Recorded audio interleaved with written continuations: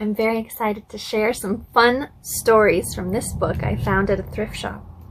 Stories California Indians Told by Ann B. Fisher. Illustrated by Ruth Robbins.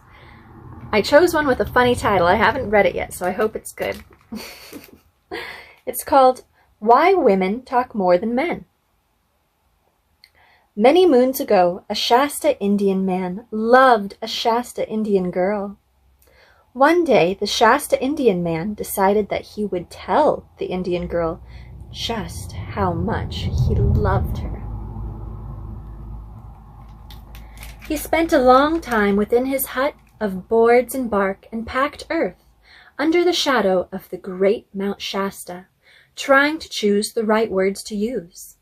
Then, one moonlit evening, he put on his best buckskin leggings and thrust a bone pin into his long black hair. He put on his finest hutchas, or moccasins, with their furry bearskin soles. When he was ready, he went out to find the Indian girl. The Indian girl was dressed in her finest clothes, too. She wore a long braided apron, and her hair was wrapped in 2 heavy rolls that drooped down in front of her shoulders. The Shasta man began to whisper into the Shasta girl's ear. He did not want anyone else to hear. "Your eyes are like the..." For a moment, he could not remember the words he had chosen to say. Then he remembered and started over. "Your eyes are like the very darkest pools in the river where the big trout rest." "And your hair," the Indian youth whispered, "is as long and black and shining as the crow's wing." The girl's dark, bright eyes grew even brighter when she heard this. "Your mouth," he murmured, "is as red as Quahoqua, the sky when sun goes down."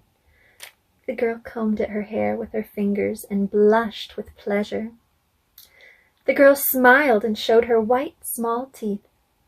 "Your teeth," the youth told her, "are wider than the big snows on top of the mountain." The girl listened and smiled and blushed. Her red-brown cheeks grew redder. Her bright eyes glistened. It seemed to her that she could go on listening to the beautiful words forever. She thought, if only my mother and father and my sister and my brother could hear. Suddenly, the Indian man whispered in a rush, "I love you. I love you so much that I want you to be my wife." "I love you too," she cried. But she was too excited to say more, and her ears were singing with all the lovely things the man had told her. She felt that she would burst if she couldn't run and tell all of her relatives. So she turned and went running toward her parents' hut, where smoke was curling up through the smoke hole in the roof. There, the girl told her mother everything that the youth had whispered to her, even though his words had been meant for her alone when the moon was flowing through the sky. Then she went and told her father everything that the young man had said. She told her sister. She told her brother. She told all of her friends.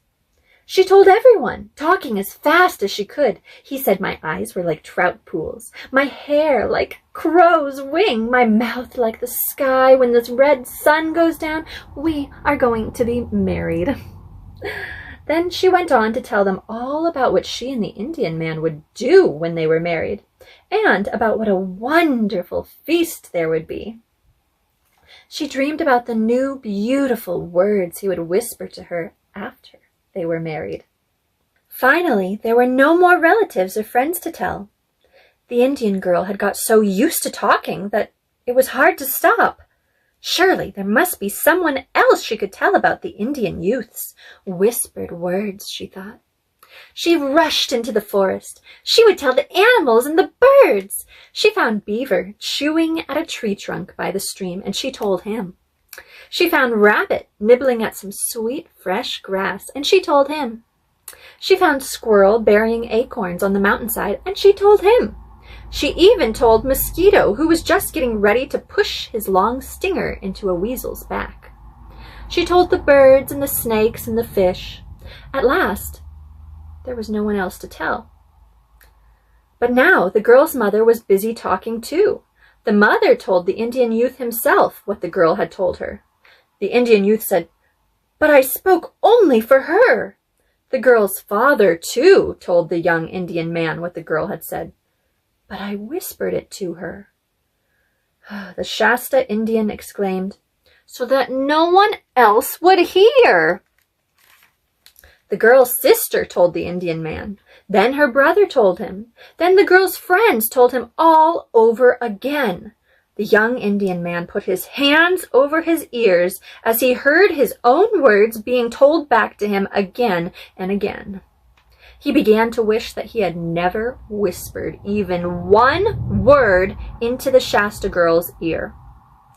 At last, he could stand all the chatter no longer. He put on his old deerskin leggings and his old shabby moccasins and fled to the forest. He did not bother to put the bone pin in his black hair this time. Oh, he hates it. So frustrating. But when he got to the forest, the animals there began bleating and barking and yowling about what the girl had told them. The birds chirped and sang about it. The mosquito hummed on and on about all the girl had told. The Indian pressed his hands to his ears and cried, "Stop! Stop! I don't want to hear any more about it." Magpie, who was the worst chatterer of all, settled herself in a low branch of a tree and chattered right on. Magpie fluttered her black and white wings and gave a shrill, cackling laugh at the Indian lover. "Grack!" Magpie mocked in her croaking voice. "So you think her eyes are like dark pools in the river, do you?" "Hush!" the man begged. "I've heard enough about what I said." Magpie went right on chattering and laughing. Her black beak clacked faster and faster. "Grack!" Magpie taunted. "Her hair is as long and black as a shining crow's wing." "Quiet!" the Indian pleaded. He pressed his hands tighter against his ears. But Magpie was enjoying herself so much that her beak clacked even faster and her voice got shriller and louder. The whole woods echoed with her harsh voice. "And her mouth," Magpie screeched, "is as red as the sky when the sun goes down. You love her. You want her for your wife." The Indian youth could stand no more. He trembled with rage. He clenched his fist and shook it at Magpie. "A curse on all women and magpies," he shouted. He turned, fleeing from the forest, and muttering himself, "Every woman is a magpie. She can't keep her mouth shut." As he ran, he promised himself he would never tell any woman anything again, no matter how black her hair might be, or how red her mouth. He did not stop running until he came to the river. There he made himself a tool boat, paddled off, and was never heard from again. But the curse put on women and magpies is still strong. That is why, Shasta Indians say, women talk more than men. Now we know.